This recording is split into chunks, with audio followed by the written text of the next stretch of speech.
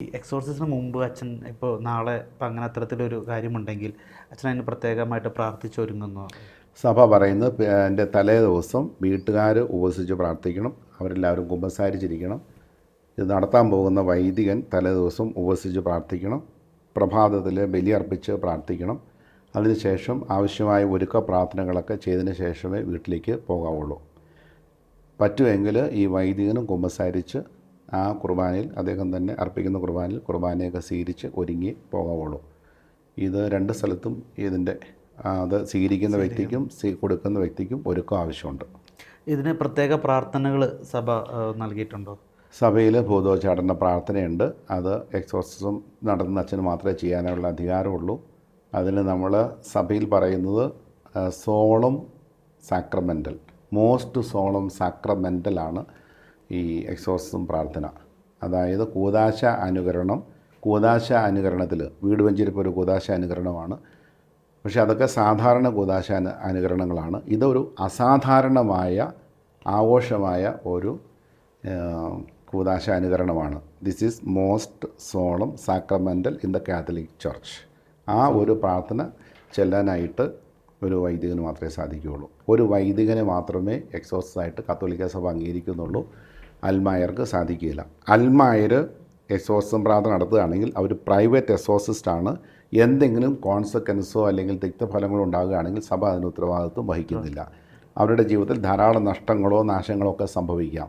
ഈ വ്യക്തികളിൽ, സ്വീകരിക്കുന്ന വ്യക്തികളിലും ഉണ്ടാകാം, ഈ നടത്തുന്ന വ്യക്തികളിലും ഉണ്ടാകാം. അങ്ങനെ പലരൊക്കെ ഈ ഭൂതോച്ചാടനമൊക്കെ നടത്തി ചെറുപ്പകാലത്ത് തന്നെ മരിച്ചു പോയവരുണ്ട്. കേരളത്തിലും കുറേ ബ്രദേഴ്സൊക്കെ മരിച്ചു പോയിട്ടുണ്ട്, സിസ്റ്റേഴ്സും മരിച്ചു പോയിട്ടുണ്ട് കരിസ്മാറ്റിക് ഫീൽഡിൽ തന്നെ. അവരൊക്കെ ഔദ്യോഗികമായിട്ട് ഇങ്ങനെ ഭൂതോച്ചാടനം നടത്തുന്നവരാണ്. ഈ പെന്തക്കോസ്ത് സഭകളിലും അതുപോലെ തന്നെ പ്രോട്ടസ്റ്റന്റ് സഭകളിലൊക്കെ പാസ്റ്റേഴ്സൊക്കെ ഇങ്ങനെ ഔദ്യോഗികമായിട്ട് ഇങ്ങനെ ശബ്ദമൊക്കെ ഉയർത്തി പ്രാർത്ഥിച്ച് പിശാചിനെ ബഹിഷ്കരിക്കാറുണ്ട്. പക്ഷേ അവരുടെ ജീവിതത്തിൽ പലരുടെയും മക്കൾ പെട്ടെന്ന് മരിച്ചു പോകുന്നു, അല്ലെങ്കിൽ ആക്സിഡൻറ്റ് ഉണ്ടാകുന്നു, ഇവർക്ക് തന്നെ ഭയങ്കര പീഡകളുണ്ടാകുന്നു. ഇതിനൊന്നും ഒരു ഗ്യാരണ്ടി ഇല്ല. കാത്തലിക് എക്സോർസിസ്റ്റ് ആണെങ്കിൽ സഭയിൽ നിന്ന് അധികാരം സ്വീകരിച്ചു, ക്രിസ്തുവിൻ്റെ അധികാരം എടുത്ത് ഉപയോഗിക്കുന്നു, ഒരു മെത്രാൻ അദ്ദേഹത്തെ അധികാരപ്പെടുത്തിയിരിക്കുന്നു.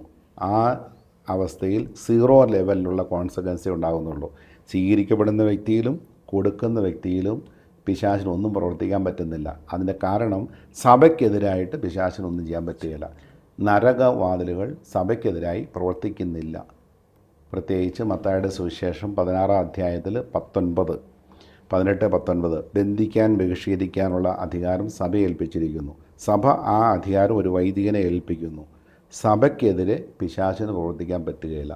പരിശുദ്ധാത്മാവും സഭയുമാണ് പിശാചിൻ്റെ പ്രവൃത്തികളെ തടസ്സപ്പെടുത്തുന്നത്. ബോംബെയിൽ നിന്ന് ഒരാൾ ധ്യാനിക്കാനായിട്ട് ഇവിടെ വന്നു. അദ്ദേഹം 26 ആളുകളെ ദുർമന്ത്രവാദം ചെയ്ത് കൊന്നിട്ടുണ്ട്, ആക്സിഡൻറ്റ് ഉണ്ടാക്കിയിട്ടുണ്ട്, കൊലപാതകം നടത്തിയിട്ടുണ്ട്.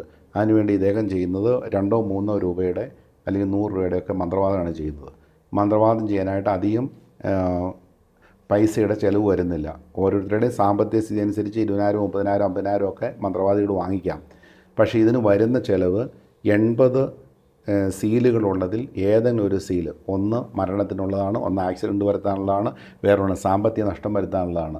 അതിലേതെങ്കിലും ഒരു പൈശാചിക സീലെടുത്തിട്ട് ആളുടെ പേരെഴുതി അതിലൊരു സീല് വെച്ച് അല്പം രക്തം ചേർത്ത് ഒരു സൈൻ ഇടുകയാണെങ്കിൽ അതെന്തിനു വേണ്ടി എന്താണോ ഉദ്ദേശിച്ചത് അത് അവിടെ പോയി ഈ പിശാചി പ്രവർത്തിക്കും. അതിന് 2 രൂപയുടെ ചിലവേ ഉള്ളൂ.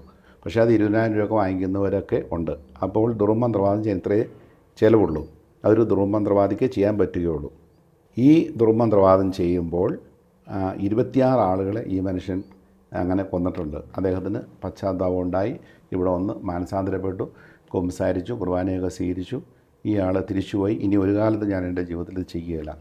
ഇപ്പോൾ 5-10 വർഷമായിട്ട് ഇയാളത് ചെയ്യുന്നില്ല.